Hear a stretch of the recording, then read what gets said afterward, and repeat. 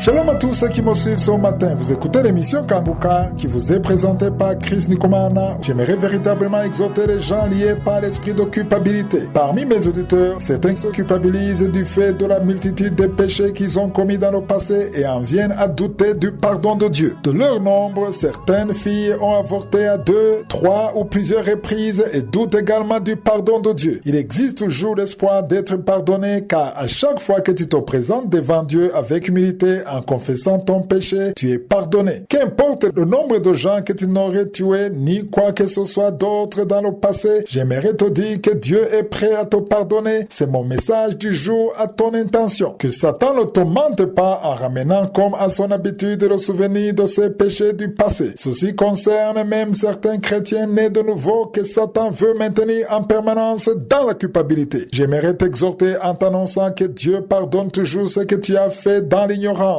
À chaque fois que tu viens à lui. Dans Ézéchiel 33 verset 16, il est écrit que tous les péchés que tu as commis seront oubliés. Je ne sais pas si vous le comprenez. Dieu ne viendra pas t'accuser que tu avais fait ceci, tu avais commis la fornication, tu avais commis un meurtre ou tu avais menti. Toutefois, dès que tu te répands, Dieu considère que tu n'as jamais péché sans tenir compte de la gravité ou du nombre des avortements commis ou comme le vol perpétré. Il est écrit que tous tes péchés sont oubliés et tu deviens juste comme celui qui n'a jamais péché. La bonté de Dieu qui fait qu'il oublie ce que tu as fait est vraiment étonnante. Dans ce verset, il est écrit, tous les péchés qu'il a commis seront oubliés. Il pratique la droiture et la justice, il vivra. Celui qui pratiquera la droiture et la justice vivra. Qu'est-ce qu'on veut dire par vivre? La vie dont on nous parle ici est la vie du salut. Car si tu ne vis pas dans la vie du salut, tu meurs spirituellement. Il y a beaucoup de gens que vous croisez souvent dans les rues qui sont physiquement vivants bien que déjà morts spirituellement. Quand une personne n'est pas encore née de nouveau, elle est réputée morte. Toutefois, quand elle naît de nouveau et reçoit Jésus-Christ,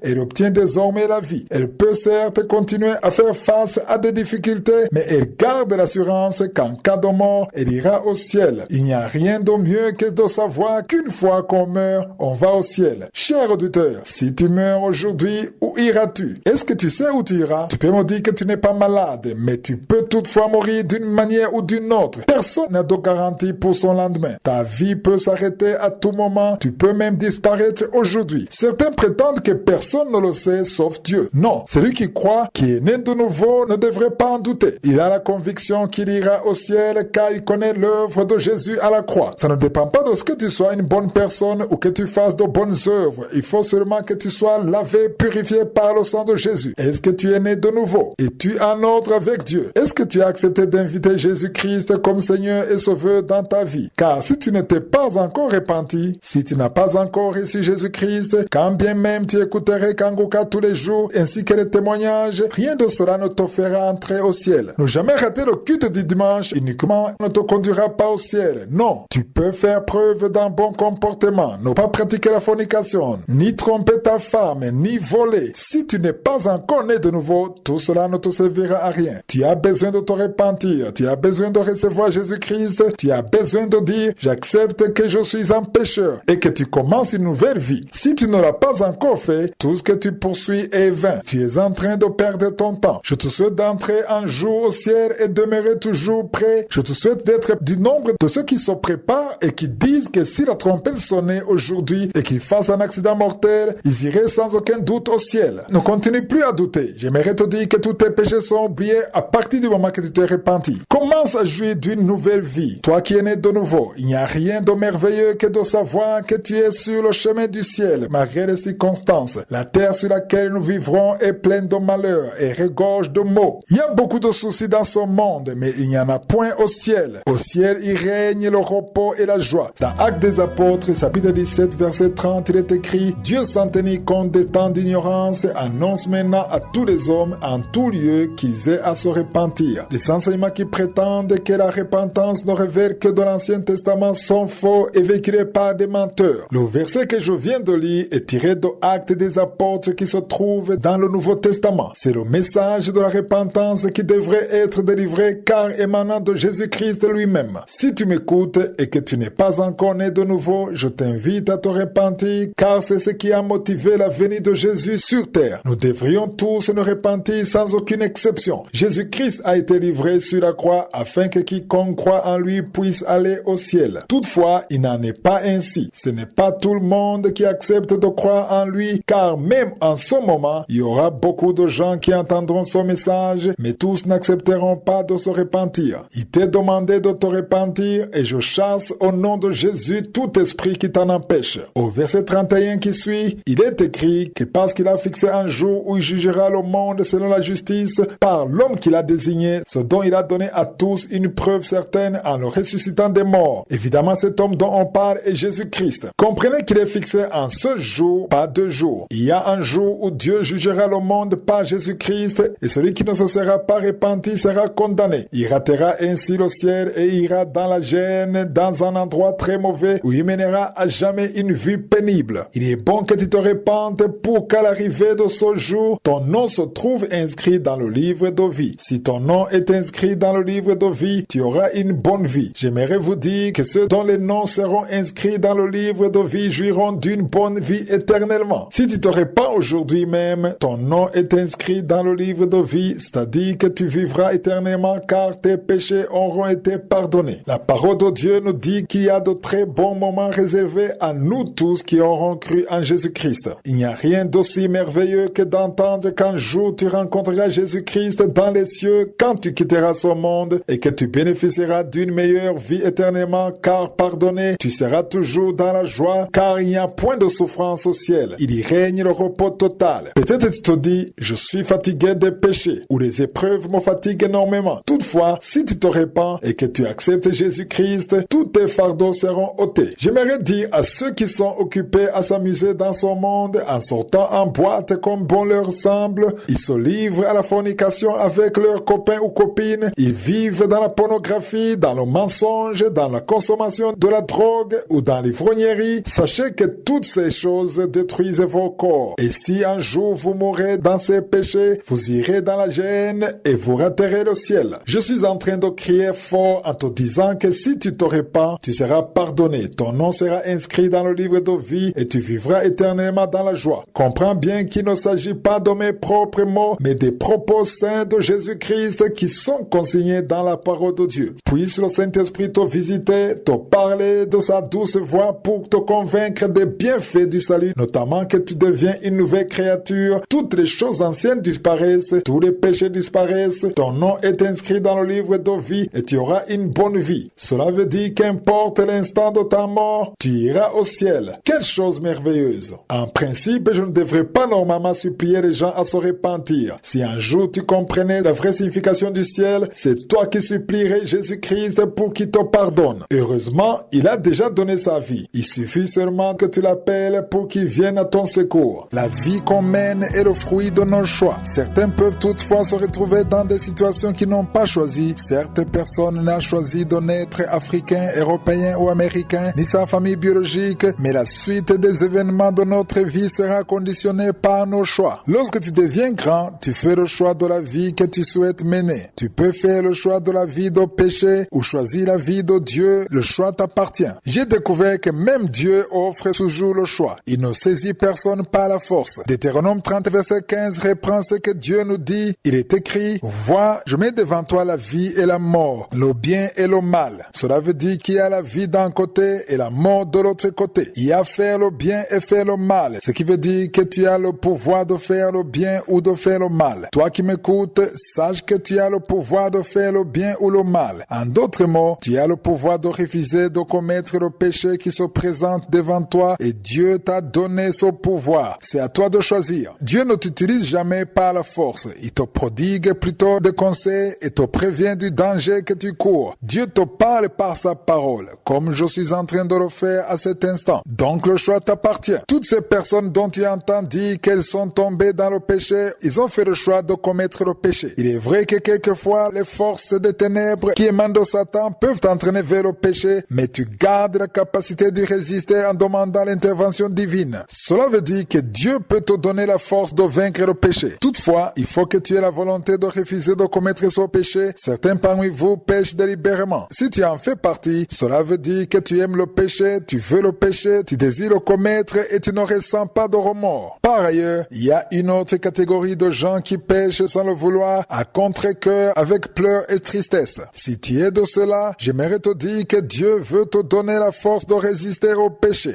Premièrement, tu dois détester le péché et te dire, je ne veux pas pécher. Pourquoi? Parce que je veux entrer au ciel et plaire à Dieu. Si tu veux plaire à Dieu, tu dois haïr le péché. Car tu ne peux pas plaire à Dieu si tu vis encore dans la vie de péché. Il faut te repentir. Tu ne peux pas mener une vie de mensonge, de fornication ou de meurtre et dire en même temps que tu aimes Dieu. Tu ne peux pas aimer Dieu dans les péchés. Si tu veux aimer Dieu, tu es le péché, car il te sépare de Dieu, il te prive d'approcher Dieu et d'entrer au ciel. C'est pourquoi Jésus est venu sur la terre pour donner sa vie afin que ceux qui croient en lui soient pardonnés et reçoivent le droit d'entrer au ciel. Aujourd'hui, je me sens conduit à dire à quiconque veut entrer au ciel, sauf si tu ne veux pas entrer au ciel et que tu te dis, je ne veux pas y aller, laisse-moi profiter de la vie et me réjouir ici bas sur terre. Tu peux garder ton choix et tu seras récompensé en conséquence. Si tu ne veux pas aller au ciel, c'est ton droit. Mais si tu veux aller au ciel, si tu ne veux pas aller à la gêne ou en enfer